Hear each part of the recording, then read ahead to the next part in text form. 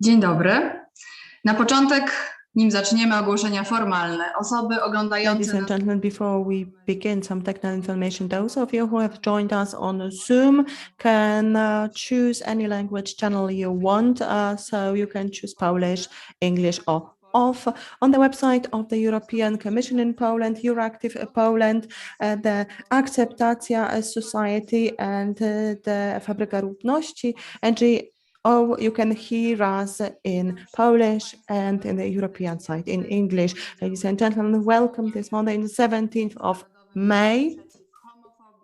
Which is the International Against Homophobia, Biphobia and Transphobia. Our today's event is entitled Union of Equality for LGBTIQ People, Strategy of the European Commission Against Homophobia, Biphobia and Transphobia.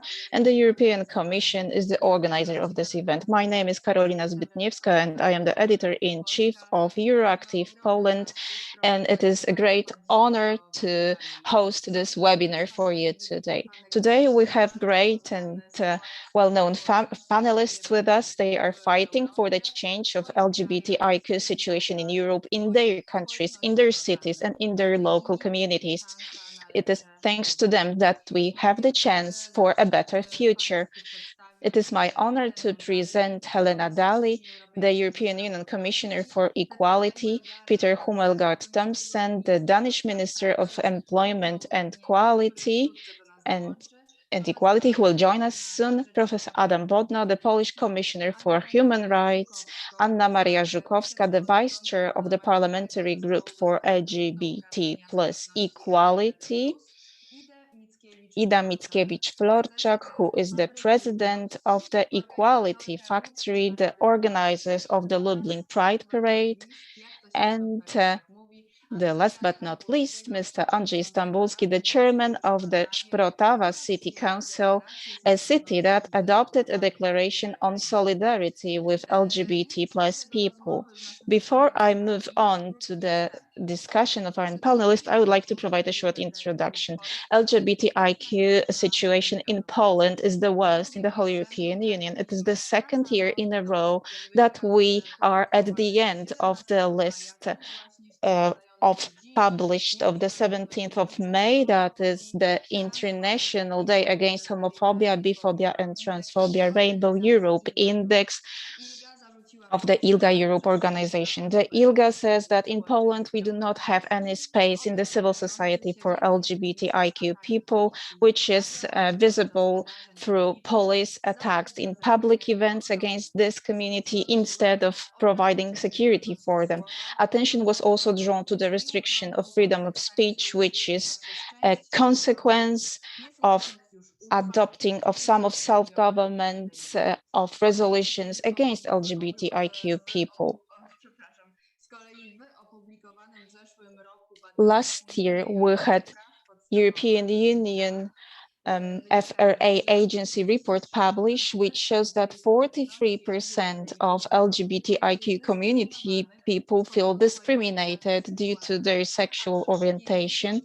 As much as 58% have suffered some sort of violence on homophobia or transphobia background during the last 5 years. According to ILGA, during the last 12 months within the LGBTIQ area, we had no progress in Poland. At the end, I would like to mention that the most friendly country for LGBTIQ community is Malta, which is the country of origin of our commissioner present today. I have the honor to start with you today, Ms. Helena Dalli, and switch off your cameras.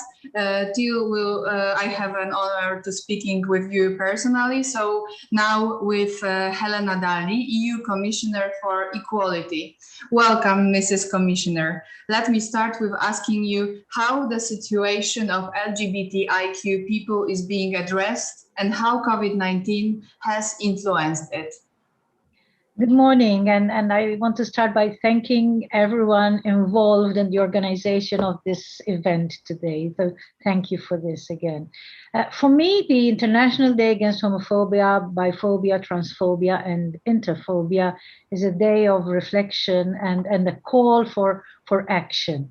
So recently, in the wake of the pandemic, as you say, that highlighted just how difficult life is for so many LGBTIQ people, nearly 500 elected members of the European Parliament voted to declare the European Union an LGBTIQ freedom zone.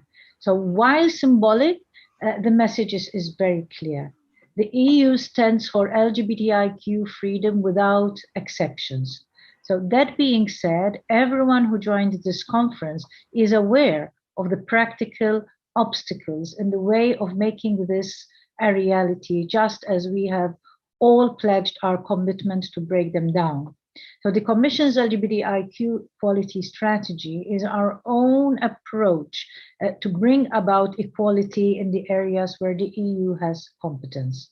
For instance, we will propose to include hate crime and hate speech, including when directed at LGBTIQ people in the list of EU crimes. And we will propose legislation to ensure that parenthood established in one EU country is automatically recognized in all others. At the same time, we know that this is not a fight any one of us can handle alone. So one reason being that every country and even every region has specific needs, such as we see in the case with Poland.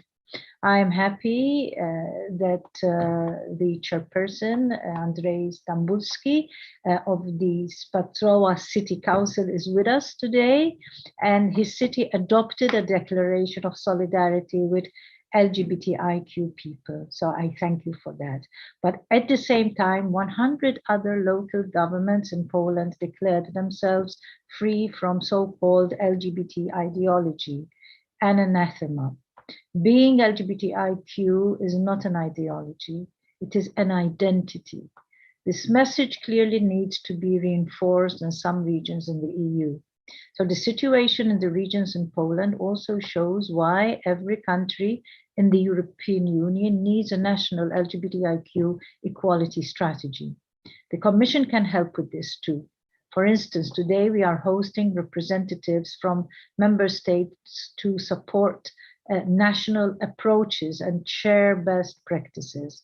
A true union of equality means equality in all its senses, and we are determined to build it.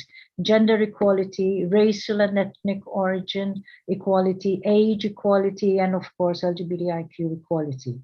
And as President von der Leyen said, we won't rest until it is achieved. I dare say that we all hope that it is achieved as soon as possible.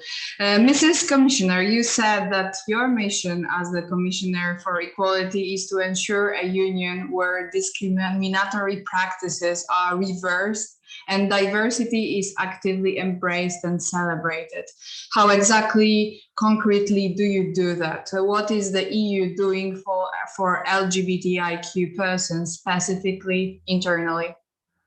Well, importantly, that vision is held at the very top of the European Commission.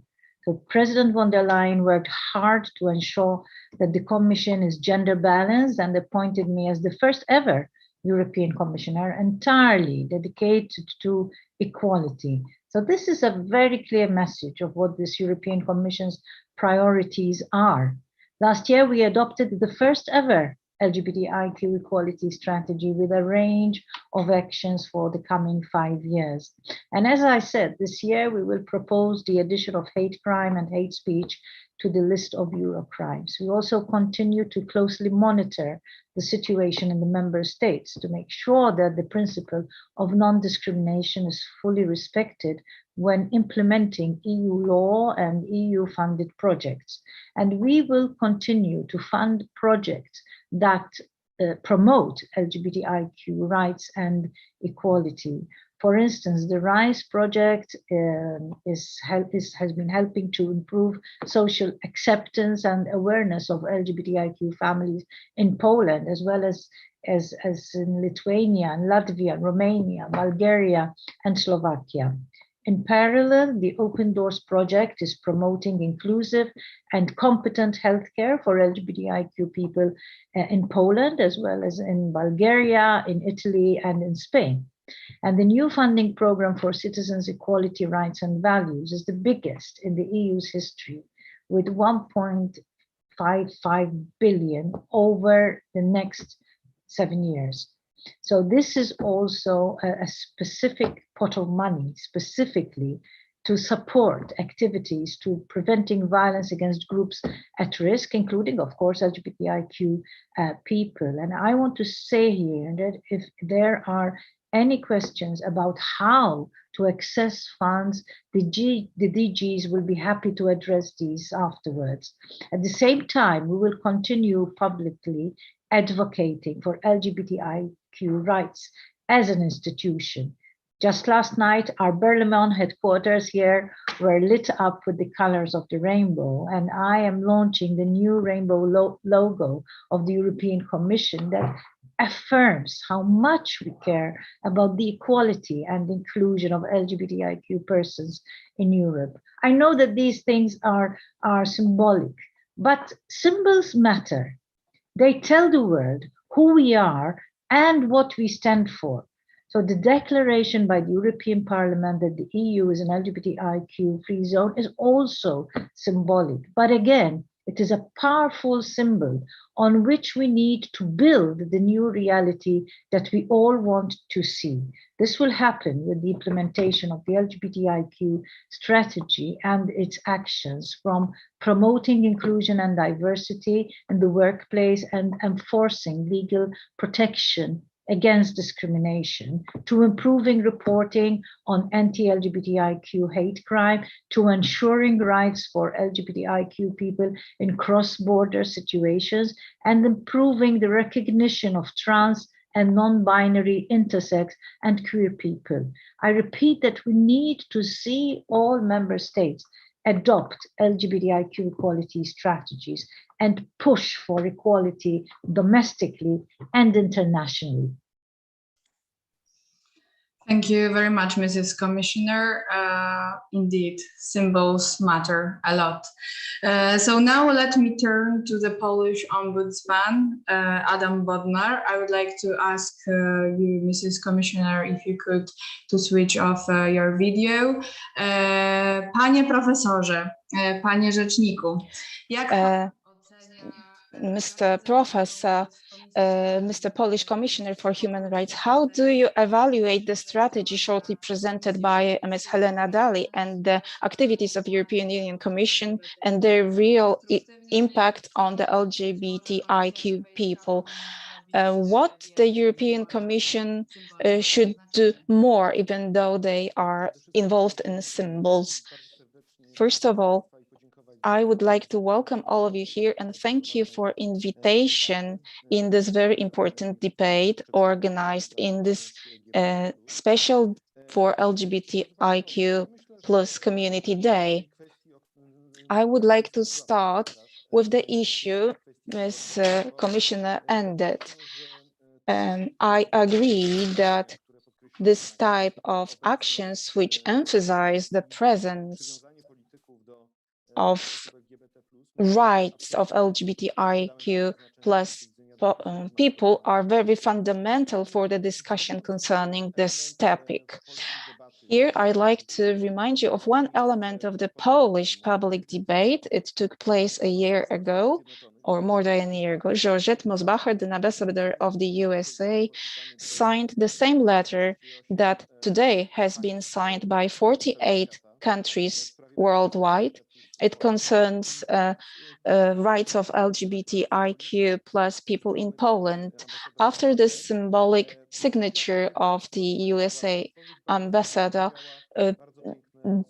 Polish authority criticized the situation. The ambassador said, listen, we can agree in many issues and cooperate in many issues, but in this case, you are on the wrong side of the situation. So this is the fundamental issue concerning the borderline where we want to support LGBTI plus people and protect them. And when we abuse those rights for political fight, sometimes which is very ruthless. And it seems to me that on the symbolic level, we need to seek transatlantic agreement. Looking at and what Joe Biden is doing for rule of law, it seems to me that concerns of LGBTIQ plus people is also an area which could unite United States and transatlantic relations. As Commissioner for Human Rights, I tend to look at areas which can be emphasized even more or improved. And let me name three very specific things. So first, making bodies in charge of equality stronger in our country. This is fundamental. It is not enough for one organization, institution in Poland to be called an equality body. It is not enough to pursue certain equality activities, but based on Article 19 of the Treaty on the Function of the European Union, we need effective bodies that will be able to ensure independence, that will be independent and will really protect the rights of LGBTIQ people. And actually, also my example shows very clearly how important it is to make such bodies really independent. Secondly, we must really adopt finally the horizontal directive. So the directorate will expand the rights of people with disabilities, people affected by ageism or discriminated due to their sexual gender identity in all areas of human life, such as access to goods and services or healthcare. Since 2008, we've been waiting for a horizontal directive. We've seen many drafts, however, they all ended up in a sort of freezer, we can say. They've never been actually adopted and implemented. So it is high time for the European Union to really implement and use its competences under Article 19. The second thing is the rule of law. LGBT people will not be effectively protected if it is not linked to rule of law.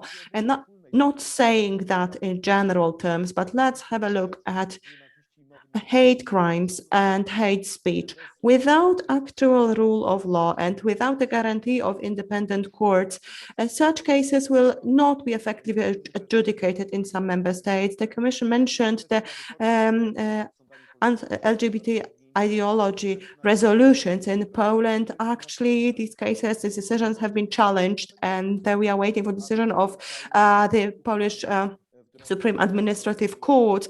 So we really need rule of law and independent courts. Without independent courts, we will see no solution. And finally, the so-called extraordinary complaint, which is an institute of the Polish law, which is unfortunately often misused against LGBT plus people. Recently, I heard that the Prosecutor General actually challenged a rule in favor of an LGBT person using the institute of extraordinary complaint. So the horizontal directive, independent institutions, and rule of law. These three are crucial in order to be able to protect the rights of people who have traditionally been excluded or marginalized in our country. Thank you very much, Professor BODNAR. Before I ask my second question, let me refer to what you said when you called for transatlantic effort.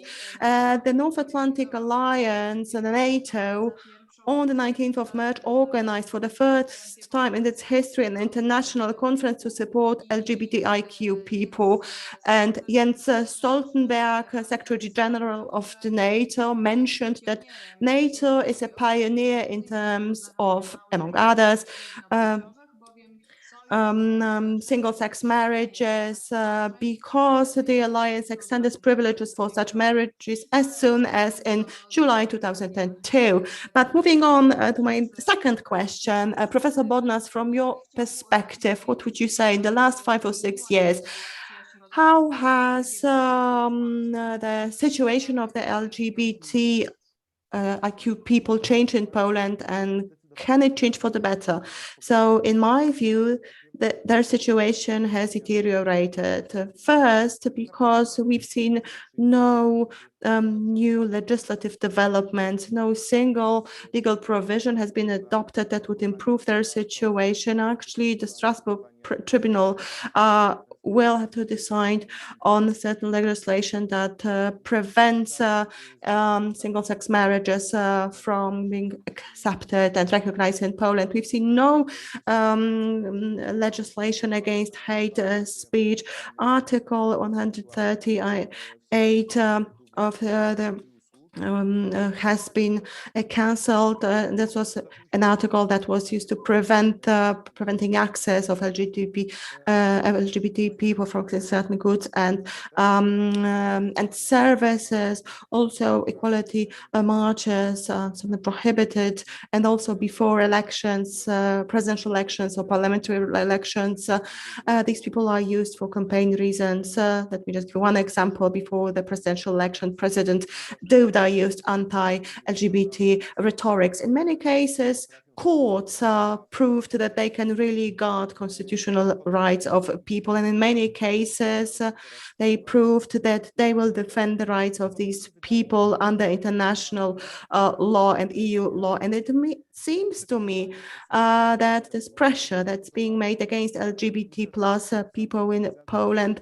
has led to more organization and more determination among LGBT plus people, and also some non-obvious allies have emerged. For example, the senior people who used to fight in the Warsaw Uprising, they declared their solidarity, and for that they received the so-called Equality Crown last year. So we've seen some positive developments, but we will have to wait for more, and the European Union has an important role to play in this process.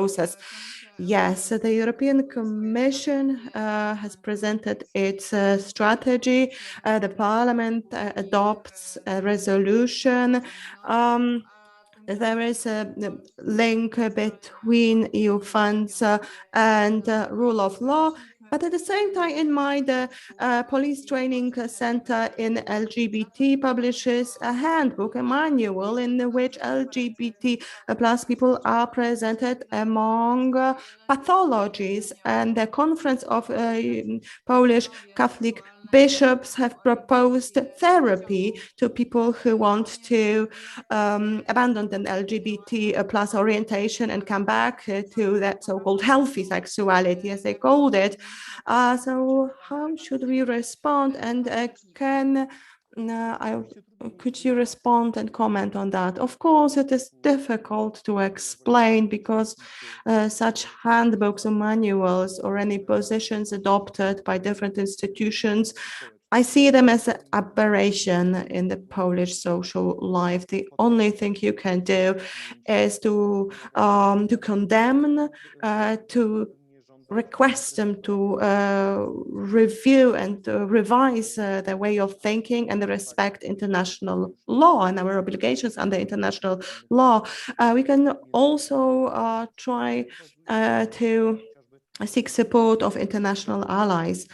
But in order to combat that, we also need independent institutions in Poland, such as independent ombudsman, because only such institutions will be able to address such problems comprehensively, because even if the public tends to forget certain problems, we keep working on it and keep talking about it. All strategies, they come together and make a sense. Let's look at the infamous anti-LGBT ideology resolutions.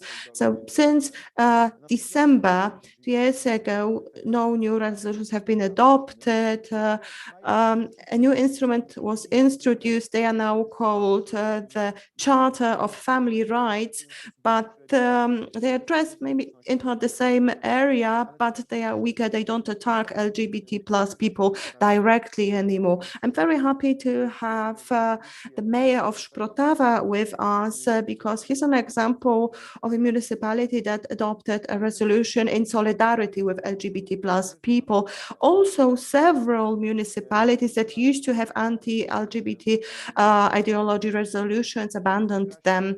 They took a step back. Most recently, Kraśnik, they took the resolution back, probably in connection with the fact that the minister, Clement Brunet, the minister for Europe, wanted to visit Krasnik, but there was this resolution, and also they were at risk of losing EU funding in connection with that resolution. And actually, I'm in correspondence with all municipalities on that matter, and all statements, including the position of Commissioner Dalli, is mentioned in my correspondence, and I repeat it over and over again, that such resolutions put municipalities at risk of using EU funds, hoping that in this way they will respect not only international law, but also the Polish constitution, because we are not only talking about some European values, these values are embedded in the Polish legislation constitution as well, so we can expect our Polish public administration to respect them. So we could say that in connection with what you have been talking about, we've seen a sort of culture or political war, and both parties seem to be living in two separate worlds or two separate realities that do not interconnect at any place. Do you see any space that would allow us to overcome this split? I don't want to use these specific terms. We are not living in a state of cultural or political war. If it is a war, it is one that's dormant, but it is being maybe reheated every now and then for current political needs. And then for 2 weeks, let's say, we have a very strong discussion. And this is really harmful, actually, especially for the LGBT plus community, because they have to watch it, they have to listen it. And then it becomes dormant again. And for some time, it was quite symbolic when the new political program of the governing political party was introduced recently. They did not mention it at all. They mentioned Polish tradition, but the words were not polarizing anymore. They did not use polarizing speech. But if this is the case, if we are talking about a subject that is used every now and then for current political needs, then we have to use these other times, these periods when this subject is not emphasized by the government. And in that time, we really need to push for the rights of LGBT plus people to be respected. The worst thing that can happen to us is if we assume that it's a problem that we can do nothing about. No, and nothing against. No, we have to push for respect of these people's rights and wait for the moment when finally in Poland also the rights will be fully reflected in the Polish legislation. But we have to be consistent in our message. We have to be determined. We have to be courageous. And we have to understand what it means to act in the long term. But I've been working in this area for the last almost 20 years, and I do see that we've achieved a lot. So now, for example, when I read court rulings that are adopted now and compare them with what the courts used to say in the past, I mean, the comparison is the development we've seen. The judges can be more empathetic now. Really, a lot has changed since then. And what's happening in the public debate is then translated into other realities. Also, the court reality. Thank you very much for your answer. And my last question to you, Commissioner, is what signal has been sent by the fact that the European Parliament declared the European Union as a zone of freedom for LGBTIQ people? What signal does it send to the Polish government, to society, and is there a chance that it will bring any realistic effects and a change in what the government is doing, or will the government respond defensively and saying that the Union is trying to interfere with our internal matters and our sovereignty? Well, let me just remind you that Article 32 of the Constitution, which clearly prohibits discrimination. Article 30 speaks about the dignity of every human, of every person. 31 that talks about respecting the rights of families and individuals. So to claim that if you support LGBT plus rights, then you are in some way trying to interfere with Polish sovereignty, then you have to realize Poland actually was one of the first countries in Poland which decriminalized homosexuality in 1934. So it was long before some Western countries did this. It was decriminalized in the Polish penal codes. In the 60s and 70s, so during the communist rule, actually it was allowed to legally perform gender adjustment surgeries, and it was embedded in the law, and the court could judge, could rule to that effect. The problem is, however, that we have forgotten it, or the voices that mention it are somewhat overwhelmed by other voices or the government propaganda. That's why we are not being reasonable about it. That's why such resolutions are very important, because they can remind the people who fight for LGBT plus rights where the right side of history is, and the best political resolutions will never replace legal steps and consistent legal action on the side of the European Union in support of LGBT plus rights, especially in the areas when the European Union can achieve anything. So in the area of rule of law, independence of equality institutions, or finally adopting the horizontal directive we've been waiting for 13 years now. So it is really high time for this directive to be adopted now. Thank you very much, Professor. And now I would like to invite Danish Minister, Mr. Peter Hummelgaard Thomsen, the Danish Minister of Employment and Equality, as an introduction. Same-sex couples were previously recognized through registered partnerships. Denmark has allowed same-sex couples to jointly adopt children since 2010. But let's dive deeper. Minister, what is the situation of rainbow families in Denmark regarding marriage equality and access to parenthood for same-sex couples?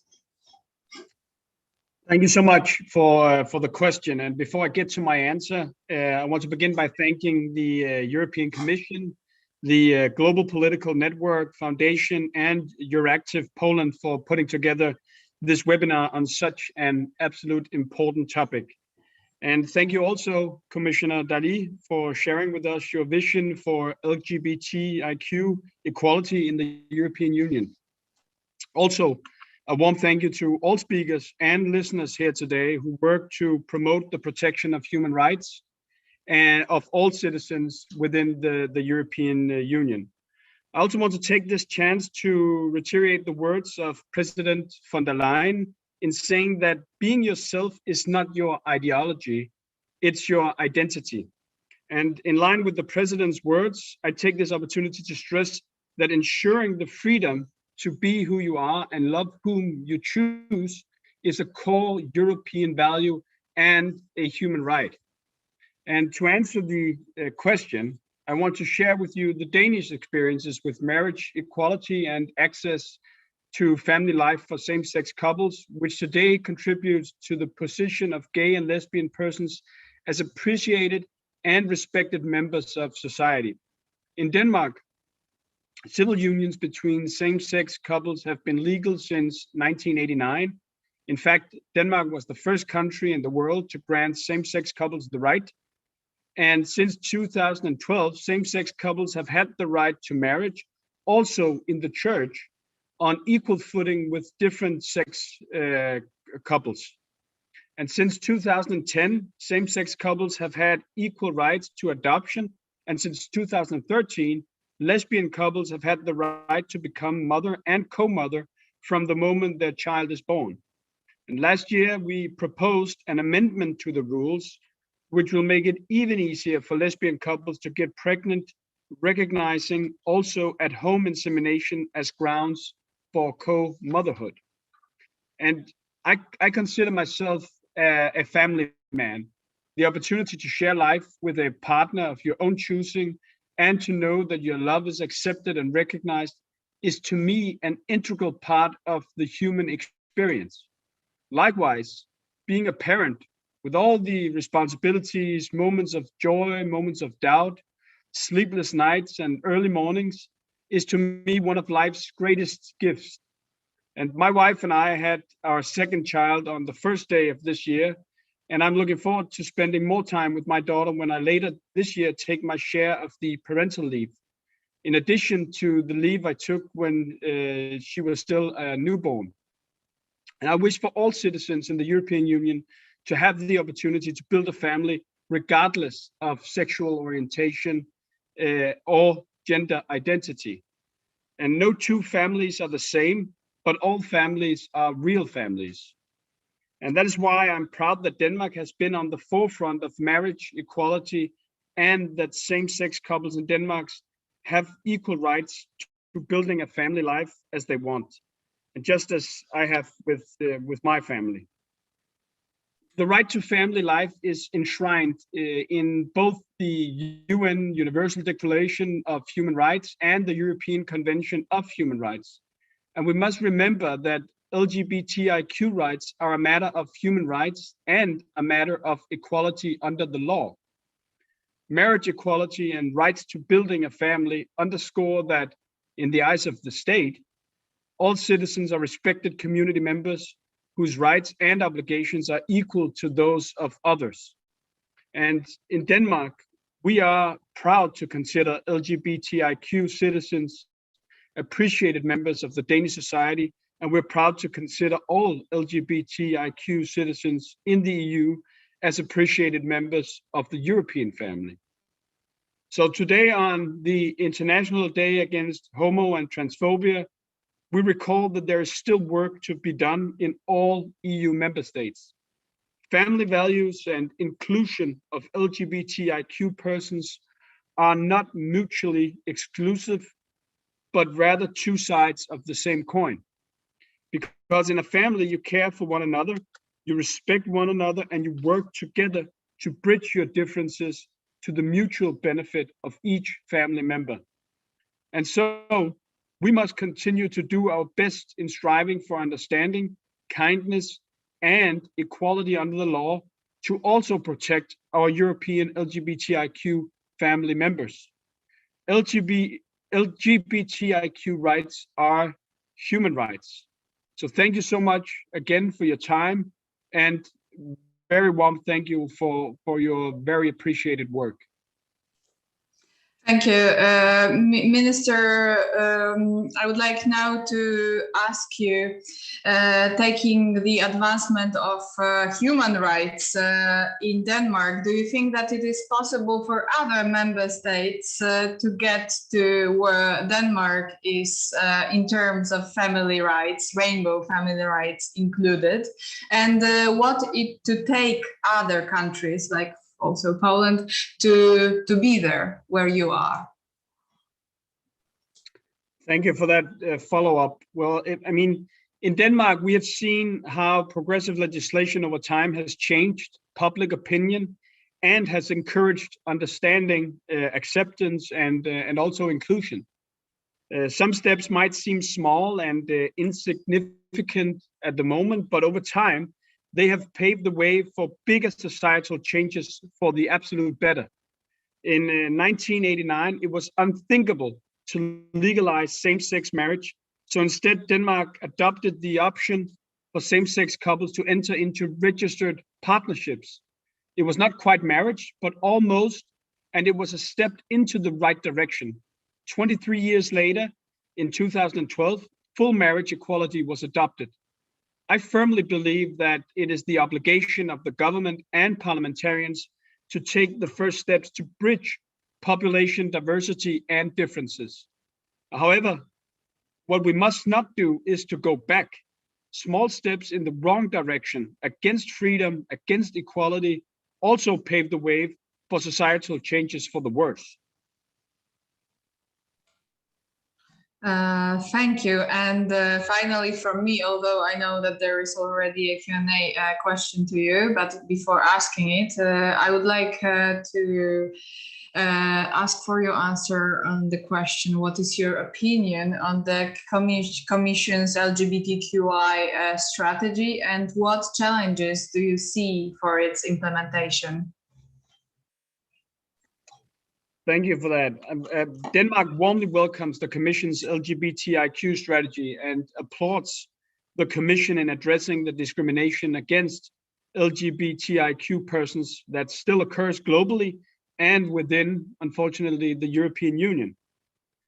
The biggest challenge for the full implementation of the Commission strategy and for the visions presented here today by Commissioner Dalli is that we, the EU member states, do not see eye to eye on this matter. And to move forward together, we all need to be on board. So I encourage all EU member states help looking for common ground and that we remind each other of the values on which the EU was built, that Europe is a land of freedom, equality, and respect for fundamental rights. Thank you. Thank you very much. So now the time for the question in the Q&A from one of our viewers, which is quite long and maybe complicated, but I will try to read it briefly. Could you explain the details of the lawsuit that Denmark is preparing against Poland to the European Court of Justice? The reasons for the decision include the threat to the rule of law and failure to respect values, including those relating to the rights for LGBTIQ people. The initiator of the resolution is a politician from Conservative People's Party. In Poland, the activity of people from the Conservative Party in favor of non-heteronormative people would be very surprising.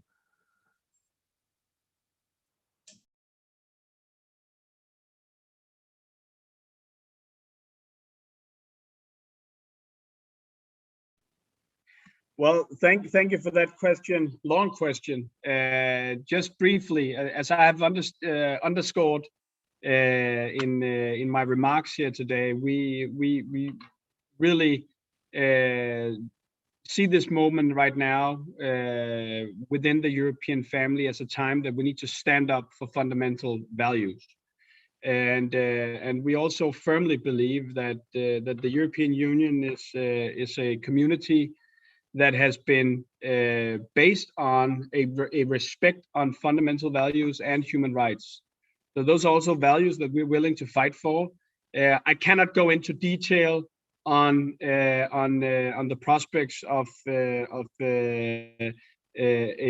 case within in front of the European Court of Justice, just by saying, but just again underscoring that Denmark is a country where we domestically have been at the absolute forefront in fighting for LGBTIQ citizens' rights. We consider it to be fundamental rights, we consider it to be human rights, and we consider the foundation of the European Union to be based on a fundamental respect for that. So that is a political struggle that we will continue to engage ourselves in, also within our European community. So maybe a final question that is asked to also to other panelists, but I would like to hear your opinion on that. I mean, the role of civil society. What's the role of civil society in advancement of LGBTIQ rights as human rights, and what has it been in Denmark? Well, I think that the overall role of civil society and non-governmental organizations in general in all political issues is absolutely vital. Denmark is a country where much of on our labor market, for instance, is organized without governmental interference, but through collective bargains between social partners, and therefore we also have a very strong tradition of a very active civil society, and that has also been the case in promoting the rights of LGBTIQ persons. Historically, they have been at the very forefront of pushing the debate and the respect, and therefore also the societal changes that has come with the many progressive pieces of legislation that Denmark has made through the years. So I see the role of civil society to be absolutely vital, and a role that also, of course, must not only be respected but also promoted from countries that consider themselves not only modern but also in full respect of the rights of persons and organizations. Thank you, Minister, for being with us and for answering our questions. Now I would like to turn to our Polish MP, Anna Maria Żukowska, and I will turn to Polish. I would like to ask Mrs. Anna Maria Żukowska to switch on your video. Pani Anna jest wiceprzewodniczącą parlamentu. Anna Maria Żukowska is the Vice Chair of the Parliamentary Group for LGBT+ Equality and member of the Organization Committee of the Warsaw Equality Parade. Ms. Żukowska, the Parliamentary Group for LGBT+ Equality, you co-chair, has existed since 2019. What have you been able to achieve since then, and what can you achieve? You are not a regular parliamentary commission, so what can you do? Enabling me to join this super important conversation, and I'm very, very proud to be a member of this meeting and be able to present to you some of our achievements and some of our concerns that we have as Polish MPs. Regarding your question, what we have achieved is, I think that the two most important things is, first of all, we have enabled civic organizations fighting for LGBT+ community rights to see each other, meet each other, and to be able to work on two basic, most important projects of bills that we entered last year. These bills are, one of them is about same-sex legal partnerships, and the other one is about same-sex marriages. And we as MPs and the members of this body, together with the representatives of the civic society organizations, have come to a conclusion that those two bills cannot go without one another.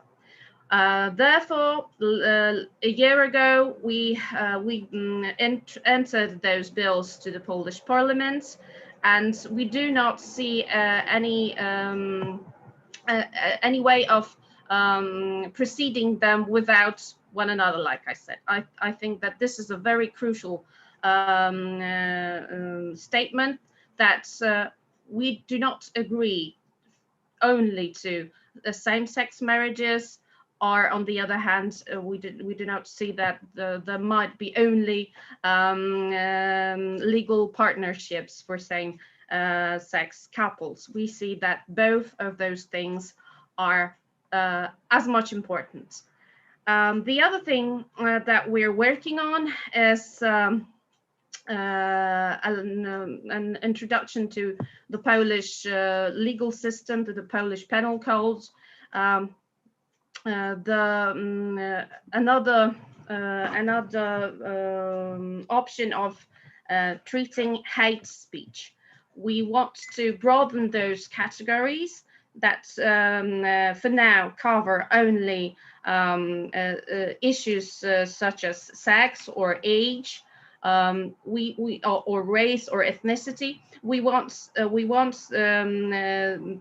also to ban hate crimes against sexual orientation and against sexual or psychosexual identity. That would form a broader protection on the basis of the Polish Penal Code for LGBT plus people. This is community, this forum that we are proceeding in the Polish Parliament does not only consist of MPs from our party, from the left. We also have members from parties such as Nowoczesna and Koalicja Obywatelska. This is very important because we do not close against different political parties. We want to work on such issues together. There is no fights against one party or another. We are working on this project together. So I think that these things that I've mentioned and those bills are the most important effects that stem from forming this parliamentary body. Thank you very much. Maybe one formal point in Polish. Pani poseł, maybe if you like to, we can speak Polish, whichever you prefer. If we do speak Polish, it may be easier to understand for Polish audiences because otherwise they can only hear the interpreter. But of course, this is your call, whichever you prefer. I mean, on the other hand, it would be important to me to be understood directly by other panelists. And I know that the previous two speakers spoke English because we are also addressing this event to the international community. But for me, it's not a problem. What would you recommend, Karolina? So if we could try to do it in Polish, well, at the same time, we are very flexible, but I'm not sure if the Polish audience is also as flexible as us. In any case, which actions have been taken in Poland to fight discrimination of LGBTIQ people already? Well, right now, looking at what the government has been doing, we've seen no steps or no actions because the government of the Law and Justice Party has a negative attitude and they don't find such steps advisable or any steps or actions that are taken by NGOs such as rainbow activists from the city of Łódź, which raised funds to organize a hostel for LGBT plus people. A similar hostel is to be established in Warsaw. In this case, with the support of the local government of Warsaw, but NGOs are involved as well. That the NGOs will be responsible for running the hostel in the future. From the point of view of NGOs, the most important thing in terms of non-heteronormative people's rights is to ensure their safety. Civil partnerships and marriage equality are obviously the target we want to reach, the ultimate equality. However, right now, the most important thing is to prevent suicides among LGBT plus people when they are forced to escape their homes or their hometowns. I know of people who weren't even 18 years old and their parents had them leave the house, had them move out. So for such people, we have to ensure their safety. We have to make it possible for them to live. And of course, the next step would be ensuring equal rights. At the same time, of course, we would like to see these activities go hand in hand. So this is the main focus of NGOs and some municipalities. We will hope to see more municipalities join in these efforts in the future. That's why we are trying to promote the idea that because we have no influence on what the police are doing because the government tells them what to do. Still, we want to see municipalities, local governments, and city guards, for example, whenever there is a local police in the municipality, they try to do something to monitor transphobic crimes. Of course, it will take money and some organization, but we need it in order to be able to map the situation in individual cities and towns in Poland. Thank you very much, Madam. And in the context you have been describing, telling us that very often we are not fighting for better quality of life of LGBT plus people, but we are fighting for life as it is, for safety. What would you say about the EU strategy that we've been talking about? What's your take on it? I think in the strategy, the most important element refers to the questions of safety, because of course, strengthening a positive image or visibility of LGBT plus people is important, and symbolic gestures do matter, absolutely. But in the Polish context, unfortunately, such gestures fail to change anything, because the main body of the recommendations are addressed to the government, and only governments of states who are willing to do it will actually follow and will really introduce some equality measures and will try to support the LGBT plus community. But how about states who have no wish to do it? So this is the reason why, from my perspective, there are two most important elements of the strategy. So first, to make it easier for rainbow families to travel and to move around the European Union. And also recognizing that if a child is your child in one member state, it is your child in another member state as well. And we need to ensure equal treatment within the European community. So it is unacceptable if someone comes to Poland, a rainbow family, same-sex marriage comes to Poland with their children, and then at least one of the parents is seen by the Polish law as a stranger, or the child is seen as a semi-orphan, or maybe an orphan, if the child is not a biological offspring of any of the parents. Then according to the Polish procedures, it is possible that the government will see this child as an orphan, not connected to the parents, and what will happen then? That's why, for me personally, and for the entire LGBT plus Polish community in Poland, but also beyond, because we are talking about pan-European concern, this is crucial. And I hope that it will change a lot in the way we think and the way we perceive rainbow families. That's why this is a very important issue from my perspective. And the second one refers to combating hate speech on the internet.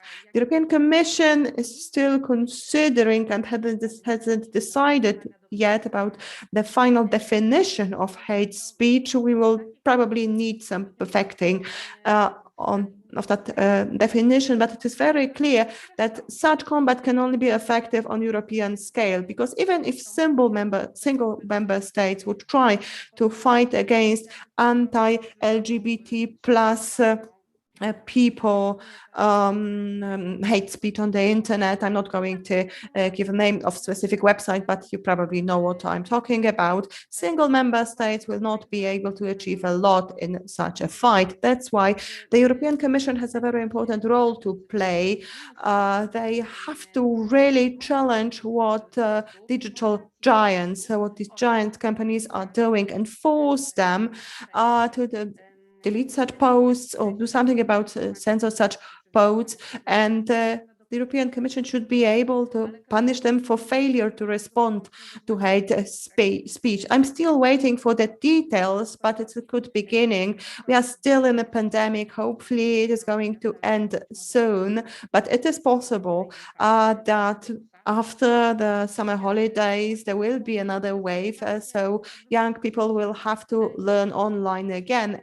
And we must realize that already now a major part of young people's lives is played out online. And in this vulnerable age, when they are learning about their own identity, online, they faced with a lot of hate speech. So I really appreciate that the Commission decided to address it, especially in areas when governments have no wish to combat such problems. It is important for the Commission to underline it. So these would be two most important areas for me personally and the entire community. Thank you. Mr. Member of Parliament, thank you very much for your answer. Now I would like to dedicate a moment to Ida Mickiewicz-Florczak. Good morning.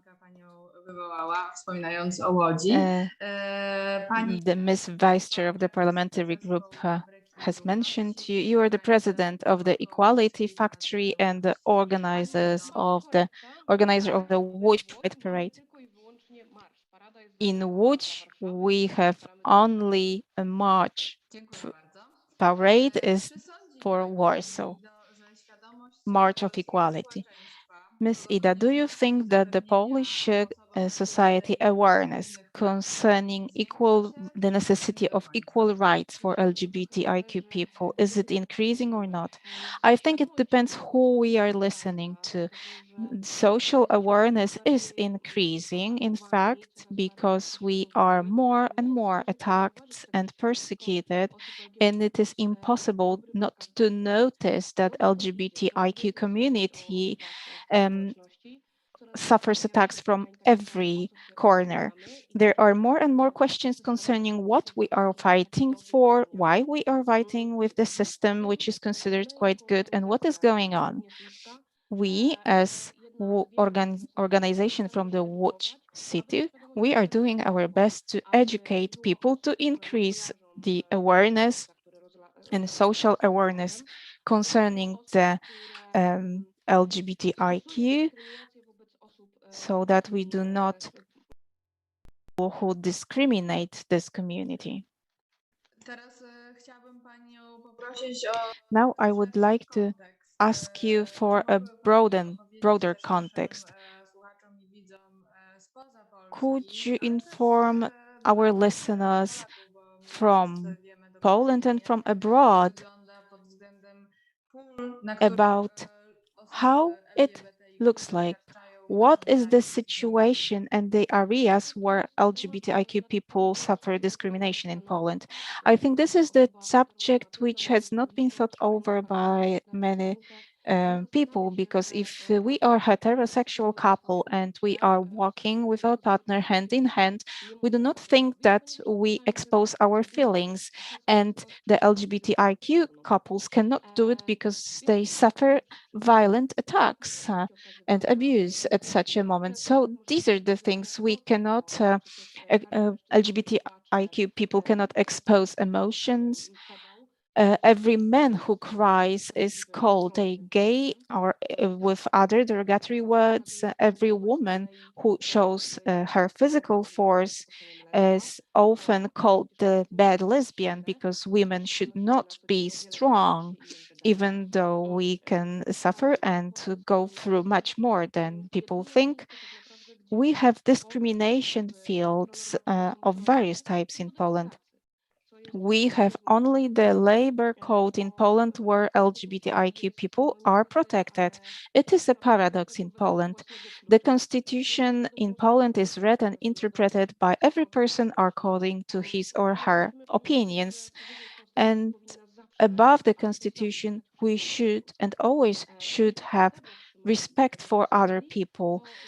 And if we keep to this, we would have much smaller problem with discrimination. What are the other areas of discrimination? Let's think about the service market, in which we have had cases, situations where same-sex couples were thrown out from the apartment that was rented by them when the owner of the apartment learned that this is a civil partnership or partnership, that they are a couple. There were women who came to a shelter to go through a given night, and where other people in the shelter for women learned that those two women are a couple, were doing their best to separate them. So it is interesting why women could do such things to other women. It is an additional problem. Non-heteronormative queer people quite often do not fit the stereotypes presented at primary schools. In the manuals for preparation for living in the family, we have such messages as gifts for children, and the robot for a boy is the robot that is shooting with a gun, or but for a girl we give a robot for kitchen, for cooking. But we do have Gordon Ramsay, who uses kitchen robots, and we do have women that are working in the IT departments. There are many such cases. I cannot quote all of them, and I think that we even do not know all of them.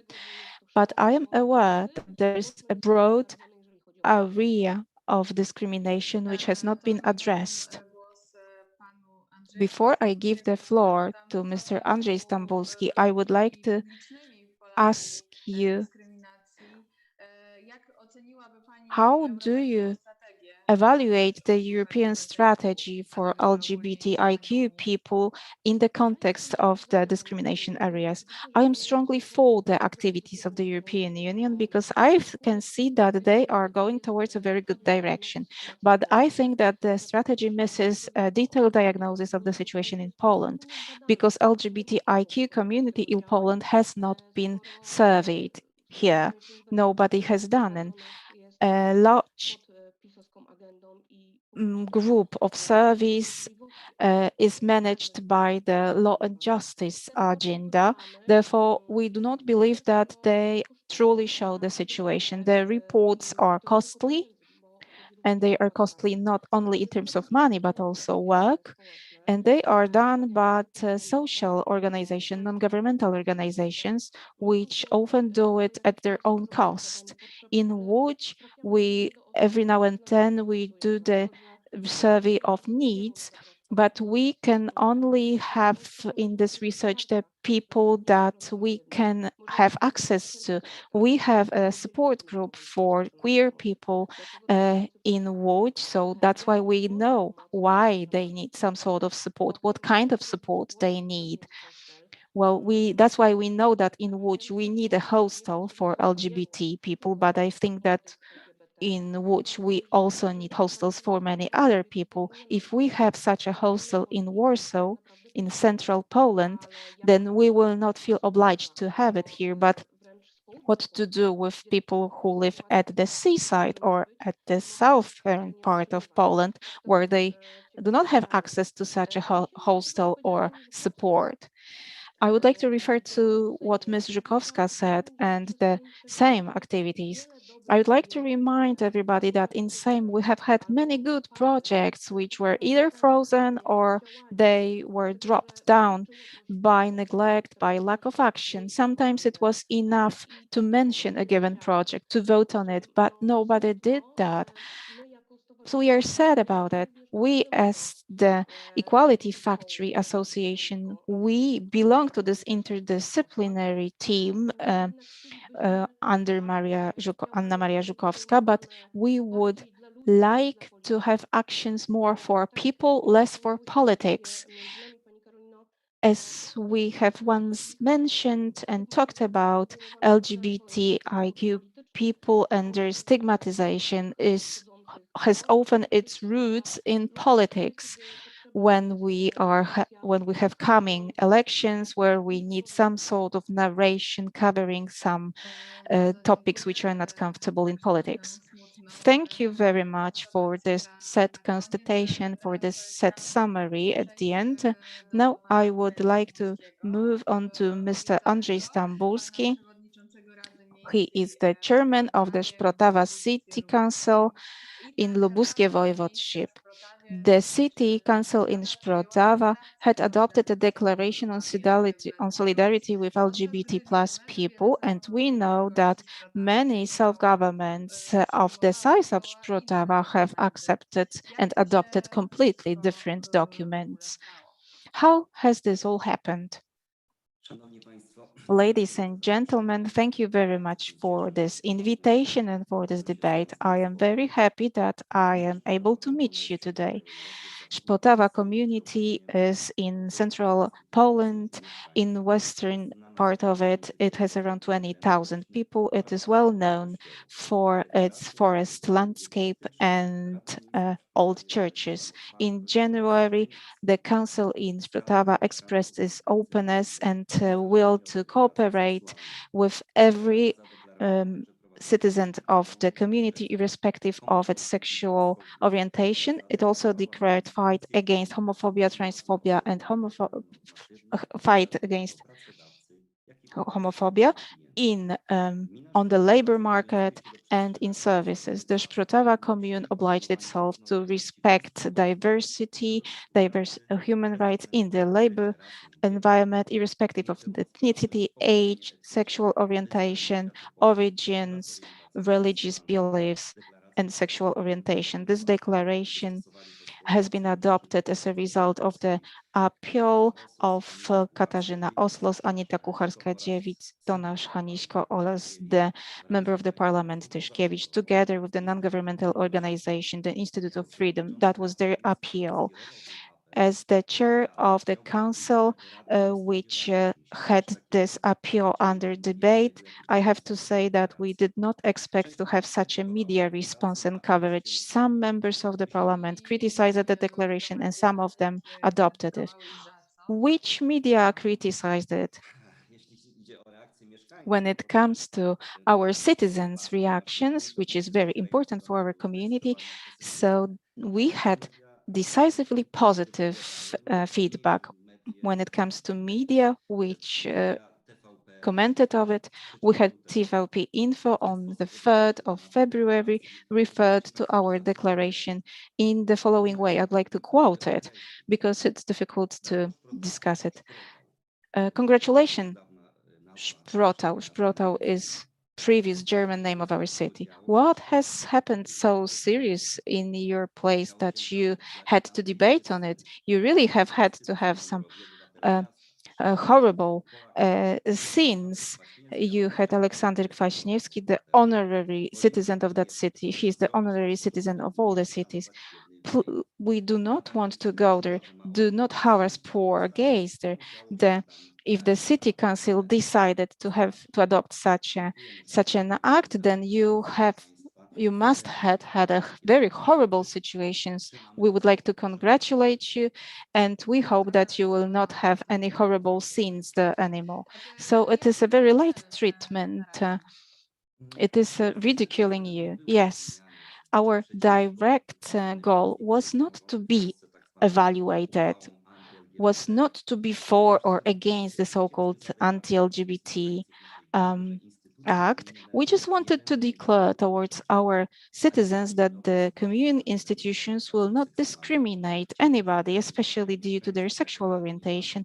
We wanted to assure our citizens that we are going to protect the Article 32 of our constitutions, according to which all citizens are equal in the light of law, and nobody can be discriminated in political, social, and economic life due to any reason. I am not going to comment that such declarations should be obvious. However, in our country, they need certain emphasis. I can add my opinion that I believe that the situation is a little bit a little bit concerning. We are a very small commune, and we are focusing on everyday life of our citizens, and our impact on political life of Poland is very restricted. We adopted the declaration where we symbolically expressed our convictions and the willingness to cooperate without any divisions and discrimination.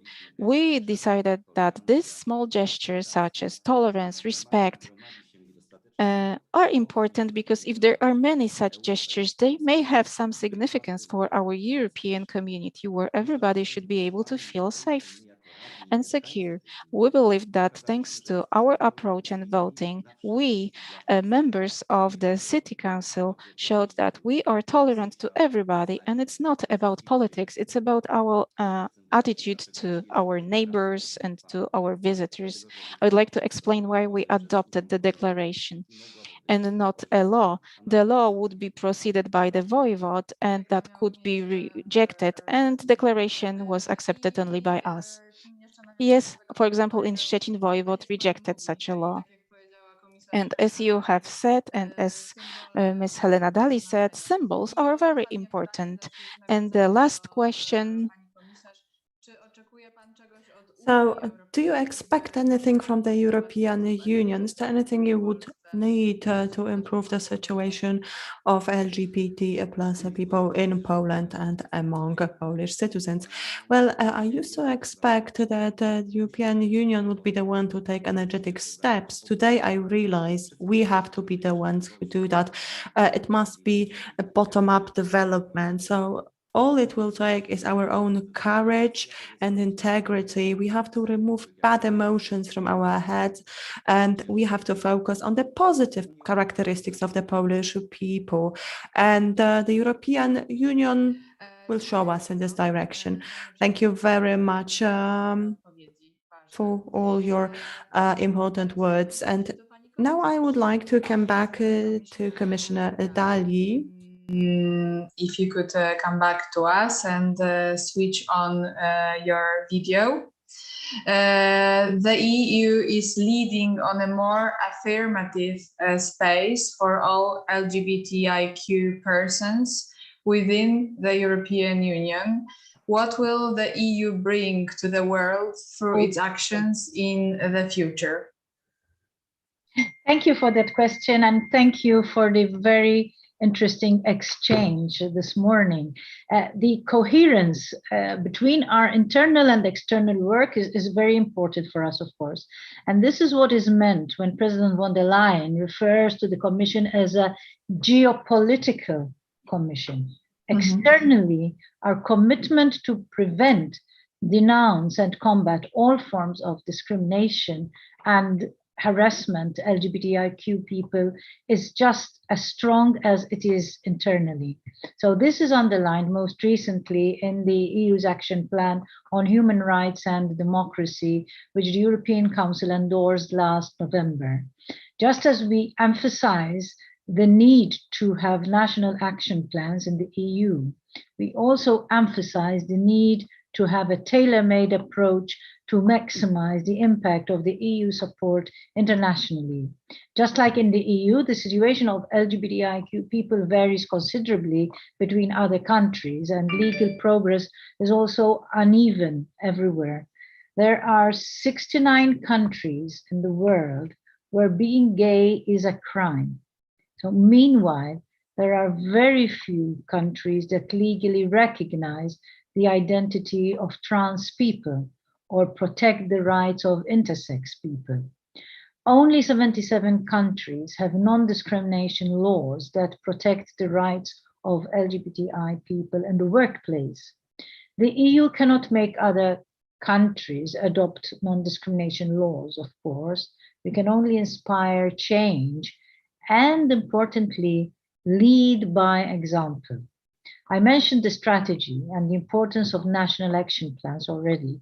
While we use our diplomacy for the laws to catch up to reality, symbolic and voluntary action can also make a big difference. The private sector can do a lot. For instance, businesses can sign voluntary diversity pledges and commit to diverse workplaces, such as the EU diversity charters. And public institutions can also make bold public statements, like the European Parliament declaring the EU as an LGBTIQ freedom zone. This is also a message to the world that an absolute majority of the EU stands in favor of LGBTIQ equality. I would like to see other regions around the world, of course, make the same commitment, with the hope that in our lifetimes, the whole world will become an LGBTIQ freedom zone. Thank you. Thank you very much, Mrs. Commissioner, for that. And now I would like to turn to our Polish Ombudsman, Adam Bodnar. Panie Rzeczniku, dziękuję za włączenie.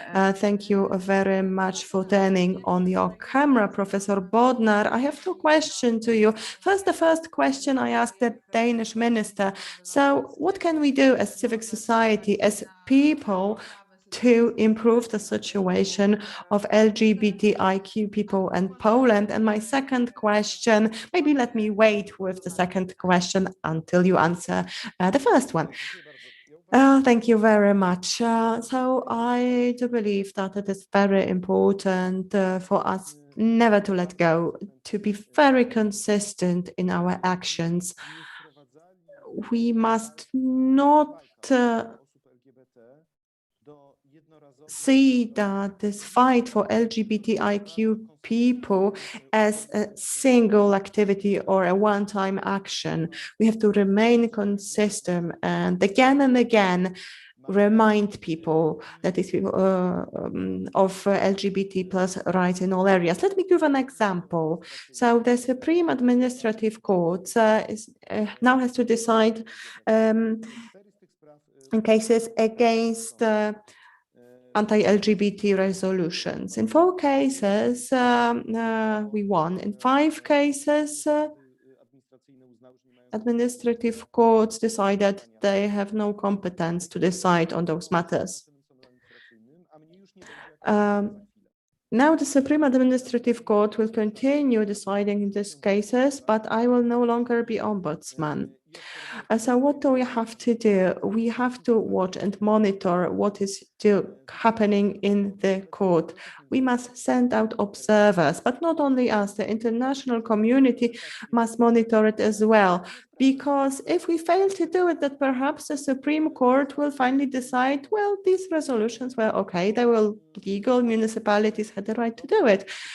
But now that we have seen some positive examples, that certain municipalities, they took these resolutions back in connection with losing funding from Norwegian mechanisms, or in connection with what the European Commission has been doing and what Commissioner Dalli has been talking about. So let's keep going.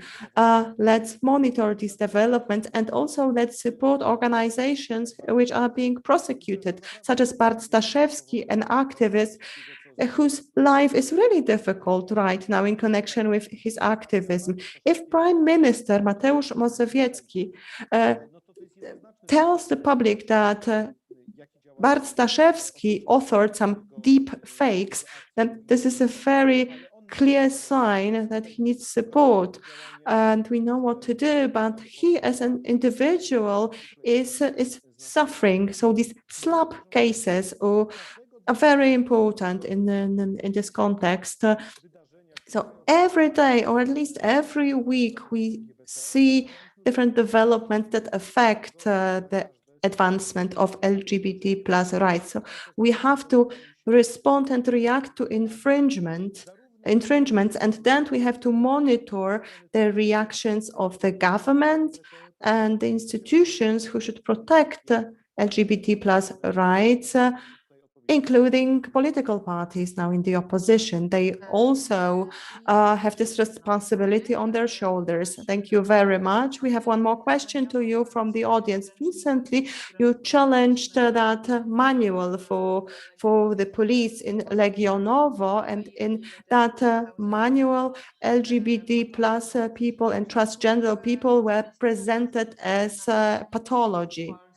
So how can this affect the police in Poland? The police is already being criticized for excessive brutality and attacking LGBT plus people. Well, my hope is that this book will be withdrawn from distribution, will not be distributed in wider circles, because it is really scandalous. I do hope that the chief commander of the police force in Poland will have this book withdrawn or at least amended. At this stage, I do believe that LGBT plus organization should also appeal to Commander-in-Chief Jarosław Szymczyk to meet him and also to present him with a document with their position and demand a reaction from him. Because what I do is sometimes lost. What I do on this subject is sometimes lost among all other areas in which I'm active. So even if I prepare some materials and write letters, I'm not always effective. But if there was a joint response and a reaction of different LGBT plus organizations or others, it could be effective. But perhaps this is also a wider subject. Maybe police forces from other countries could write letters expressing their concerns. So, and they should ask the commander-in-chief of the Polish police, what is happening? Why are you writing homophobic messages in the handbook for the Polish police force? Because our country belongs to the European Union, so our police should apply the same standards as police forces of other member states. So I think that such horizontal reactions from other police sources could shame the authors of the handbook and be effective as well. Thank you very much. Now I would like to ask a number of short questions, and I would like to ask you for very short replies, 20 seconds max. My first question goes to Ms. Żukowska. We have very little time, so very fast. So question number one. So let's do it a very fast session. So do you believe that civil partnerships should be made legal at the same time as same-sex marriages, or should we see it as a gradual development? I've talked about it earlier. It is my view and the view of the entire equality group in the Polish Parliament. We believe that both changes must be introduced together, because one cannot exist without the other. So this is no time for working in small steps. No, we want the entire cake at the same time. So both same-sex marriages and possibility to enter a civil partnership for single-sex, same-sex couples. Now a political question, but if you can please keep it brief. Recently, we heard a lot about the cooperation of your party with Laurent Justice for ratification of the European Reconstruction Fund. So don't you have a problem with cooperating with that party, which is so against LGBTIQ people and women in Poland? So as regards that vote, we focused on the content of the draft law, which was to ratify the European Recovery Fund. And let me just remind you, this is what we voted on. The same applied to the vote on the 5 laws, 5 rights for animals proposed by Laurent Justice. Also the privatization act.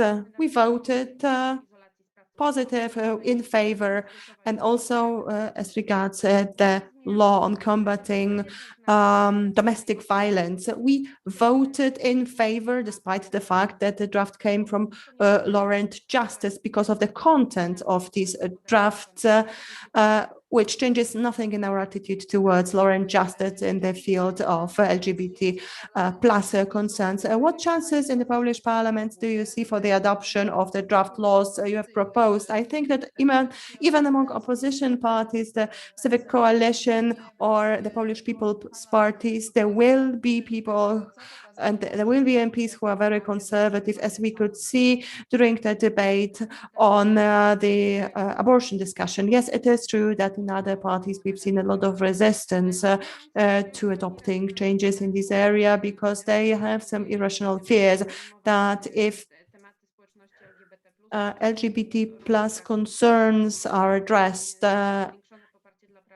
then the Polish people will switch their support and vote for law and justice, which I don't think is right. It has nothing to do with the persecution of LGBT plus people, because people from other parties, they don't forget about it. I want to say one thing which was very painful to me when I had a conversation with one journalist whom I see as a person who's quite liberal, and he said that in connection with the fact how much hate he received in connection with the New Deal presented by Lauren Johnson, he will no longer support LGBT plus people, even though he has done it so far. So I don't know how he was able to bring these two things together in his mind, but we don't need false allies who make their support for LGBT plus people conditional upon some completely different political or non-political matters, not even knowing how LGBT plus people will vote, how much money they make. This should not be conditional. Because these are the rights that we all have and LGBTIQ people have, because they are people and these are human rights. That's why it scares me a little bit that we have supporters of other political groups or special groups perceive this community in such a way that this is conditional on something. Then I am a little bit apprehensive that it will be difficult to have such a good change, but I count on the fact, and surveys show it right now, that in future we will be able to form a government with oppositional groups, and we will be able to have new ideas, and we will be able to fight for human rights, especially for human rights for LGBTIQ community. We will have the possibility to enter such a government. Thank you very much.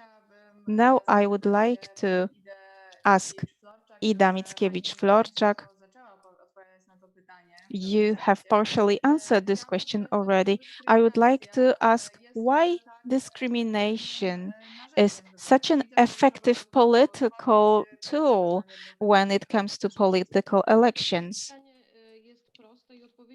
So this question is easy and answer as well. We are afraid of what we don't know. If we do not have anti-discrimination or sexual education and the awareness of who are and what represent LGBTIQ plus people, we will face scare and discrimination. That's why we need education on an adequate level, because if not, then we will have discrimination. Thank you very much. A question for our listeners. In your opinion, coronavirus pandemics and lockdowns impact on LGBTIQ people situation in Poland and on equality factory work? When it comes to our work, we moved on to online for lockdown, but we can notice increase among the numbers of people who need support in the area of psychology and everyday functioning. Isolation of young people made their problems grow. Quite often we face a situation where, according to statistics, over 80% of parents of LGBTIQ people do not accept their sexual orientation. Therefore, if you are closed in one household with people who do not accept you, it's very depressing and increases the risk of depression, behavior concerning with a certain being afraid of something, and suicide behaviors. And psychiatry in Poland, especially the one concerning children, is in a very bad state. And right now, if you want to have such a visit at the doctors, you need to wait for about 3 up to 6 months. Therefore, we organize support groups, which are very required, very needed. Thank you very much. Now the last question to Mr. Andrzej Stambulski. Mr. Andrzej, at the level of self-government and at the level of self-government, can we efficiently encourage and involve local police to monitor the hate crimes? Well, it's difficult to say. It depends on people. It depends on the community. It also depends on the awareness of city police. They have to be tolerant people. It also depends on city mayors, on the authority. We believe that this is a good direction, but some cities do not want to have such resolutions, and we have. But I think that presidents of cities and local authorities can increase local sensitivity and move on towards this direction among municipal police. Thank you very much. It was the last question today. This is the end of our meeting today and our conference today. We have heard that we have much to do in the future if we want to guarantee equal rights for all citizens in the European Union. Today we have had with us Helena Dalli, European Union Commissioner for Equality, Peter HUMMELGAARD Thompson, Professor Adam Bodnar, Polish Commissioner for Human Rights. We also had Anna Maria Żukowska, Vice Chair of the Parliamentary Group for LGBT plus Equally, and the President of the Equality Factory, Ida Mickiewicz-Florczak, and Mr. Andrzej Stambulski, Chairman of the Szprotawa City Council. Peter HUMMELGAARD Thompson is the Danish Minister of Employment and Equality. Thank you very much for your presence today. As Ms. Ida said and Ms. Bartoszewski wrote down, it's good to be respectful towards other people. Thank you very much. I wish you a good day and goodbye.